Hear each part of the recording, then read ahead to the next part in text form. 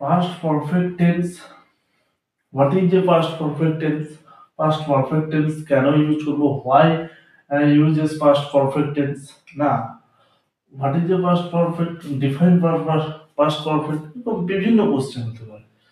তো তুমি চট করে একটা অ্যান্সার দেবে কি না, অতীতে কোনো একটি কাজ শেষ হয়ে গিয়েছিল, তারপরে অন্য কোনো কাজ ঘটেছে, এমন বোঝাতে পাস্ট পারফেক্ট টেন্স বসাবো। অর্থাৎ অতীতে কোনো একটা কাজ শেষ হয়ে গিয়েছে, সে মতো অবস্থায় আমরা কি করবো না, পাস্ট পারফেক্ট টেন্স ইউজ করবো।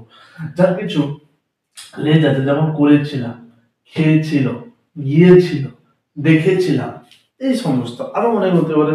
যেমন ছিলাম, ছিলি, ছিল, এই সমস্ত বোঝাবে। ঠিক আছে, এই সমস্ত বোঝালে আমরা চট করে কি করবো, পাস্ট পারফেক্ট টেন্স বুঝিয়ে দেবো। ঠিক আছে, তো পাস্ট পারফেক্ট টেন্স চিনতে গেলে বা শিখতে গেলে যে জিনিসটা দেখবো যে affirmative, negative, interrogative, double interrogative. Affirmative কি বলেছে না, সাবজেক্ট থাকবে, সাথে হ্যাড থাকবে, সাথে ভার্ব, তার সাথে থার্ড ফর্ম অবজেক্ট। এইখানে কারেকশনটা হবে। ঠিক আছে, ভার্বের থার্ড ফর্ম। ওকে, এই জন্য ভার্বের 4টা ফর্ম তোমাদের জানা খুবই জরুরি। আমি বলেছিলাম তোমাদের যে ভার্বের যদি পিডিএফ লাগে আমাকে কমেন্টে জানাও, আমি আমার টেলিগ্রাম লিংকে দিয়ে দেবো বা আমার ডেসক্রিপশনে দেওয়া থাকবে। ঠিক আছে, তো আমি রাতের খাবারের আগে আমার হোমওয়ার্ক শেষ করেছিলাম,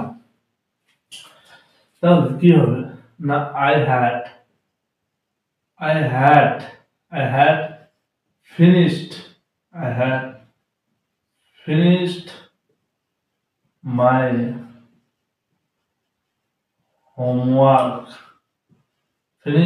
homework কখন না, রাতের খাওয়ার আগে, বিফোর ডিনার।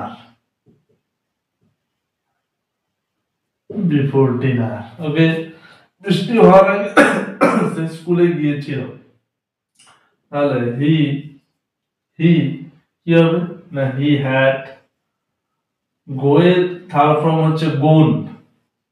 ওকে, এই যে ফিনিশ, এটা হচ্ছে ফিনিশ আছে, ফিনিশ হচ্ছে সিম্পল ভার্ব। ওকে, ভার্বের ফার্স্ট ফর্ম ফিনিশড, হচ্ছে ভার্বের থার্ড ফর্ম, আর ফিনিশিং ভার্বের fourth form.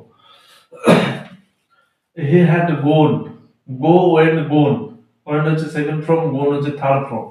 He had gone to school, আচ্ছা, বৃষ্টি হওয়ার আগে, বিফোর রেন্ট। ওকে, কিছু নেই, শুধু একটু কনসেপ্টটা ক্লিয়ার হয়ে গেলে তোমরা নিজেরা হাজার হাজার বাক্য তোমরা নিজেরাই তৈরি করতে পারো, হাজার হাজার সেন্টেন্স তোমরা নিজেরাই তৈরি করে নিজেরাই বলতে পারবে। ঠিক আছে, নেগেটিভে কি করবো, বৃষ্টি হওয়ার আগে সে স্কুলে যায়, জাস্ট এখানে হেডের আগে নট বসিয়ে দেবো, হেডের পরে নট বসিয়ে দেবো। ঠিক আছে, কি হবে না, had he had not gone to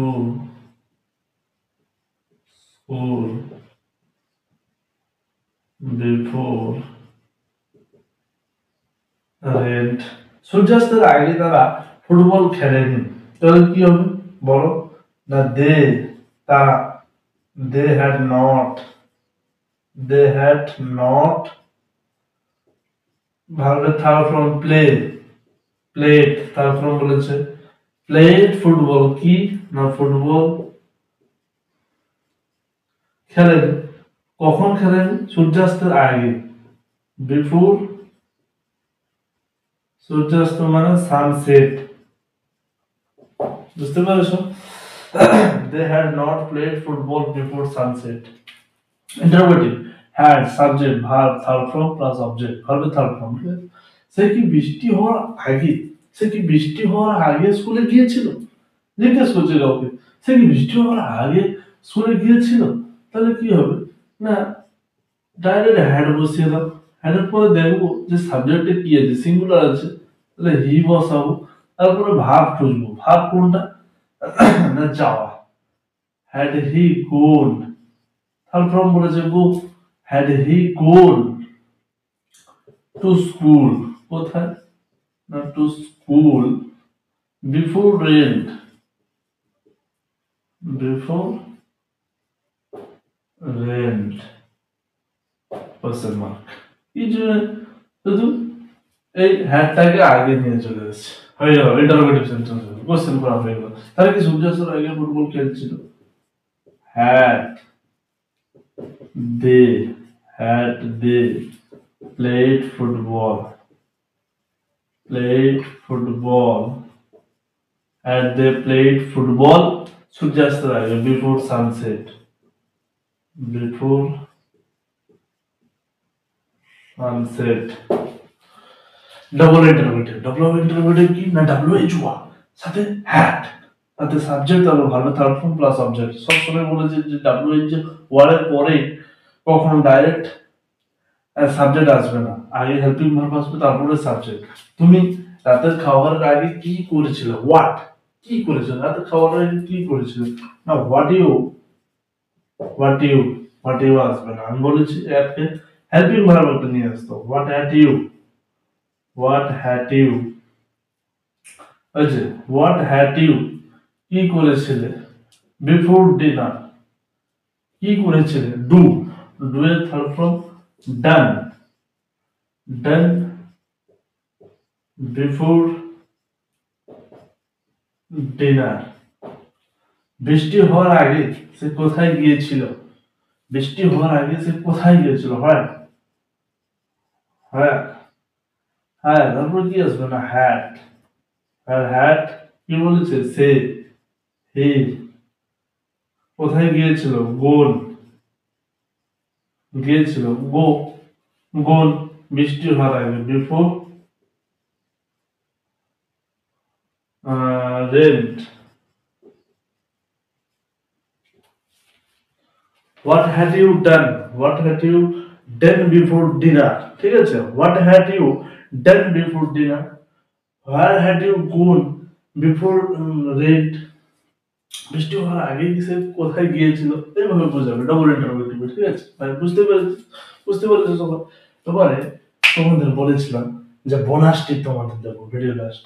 তো বোনাস টিপটা কি না, আমরা কখন বুঝবো যে এটাই একজ্যাক্ট ফার্স্ট পারফেক্ট, যখন একটা দেখবে এরকম বহুত এক্সাম্পল আছে, বলেই শেষ হবে না। ধরো ট্রেন, একটা ট্রেনের এক্সাম্পল দিচ্ছি যে আমি স্টেশনে পৌঁছানোর আগেই ট্রেনটা চলে গেছে।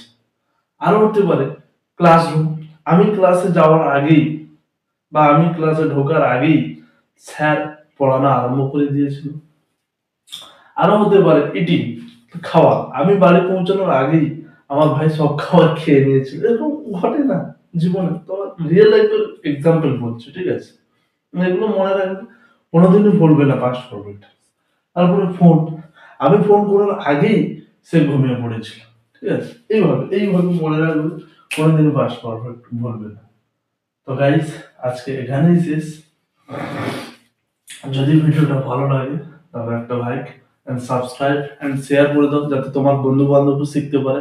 একসাথে তোমরা রিয়েল লাইফে এইসব ইংলিশ শিখে মানুষকে একজন স্বাবলম্বী করে তুলতে পারো। তোমরাই মানুষকে এখানে শিখে তোমরাই আবার মানুষকে স্বাবলম্বী করতে পারো।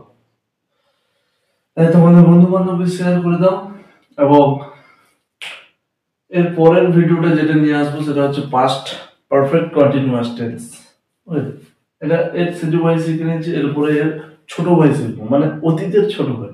ঠিক আছে, প্রেজেন্টের আমরা 4টে ভাগ শিখে নিয়েছি, পাস্টের 4টা ভাগ শিখছি, আজকে 3 নম্বরে আছে। ঠিক আছে, এরপর একটা 4 নম্বরে যাবো, তারপর ফিউচারে ধরবো। ফিউচার খুব সহজ, ফিউচার খুব সহজ। ঠিক আছে, তো গাইস এখানে জয় হিন্দ জয় ভারত।